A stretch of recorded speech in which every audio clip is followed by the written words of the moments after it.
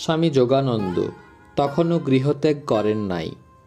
বাটিতে একখানি কড়ার আবশ্যক থাকায় বড়বাজারে একদিন একখানি কড়া কিনিয়া আনিতে যাইলেন। দোকানীকে ধর্মভয় দেখাইয়া বলিলেন, দেখো বাপু, ঠিক ঠিক দাম নিয়ে ভালো জিনিস দিও, ফাটাফুটো যেন না হয়। দোকানীও আজ্ঞা মশাই, তা দেব বই কি, ইত্যাদি নানা কথা কহিয়া বাছিয়া বাছিয়া তাহাকে একখানি কড়া দিল। তিনি দোকানির কথায় বিশ্বাস করিয়া উহা আর পরীক্ষা না করিয়াই লইয়া আসিলেন। কিন্তু দক্ষিণেশ্বরে আসিয়া দেখিলেন কড়াখানি ফাটা। ঠাকুর সে কথা শুনিয়াই বলিলেন, সে কি রে, জিনিসটা আনলি তা দেখে আনলি নি?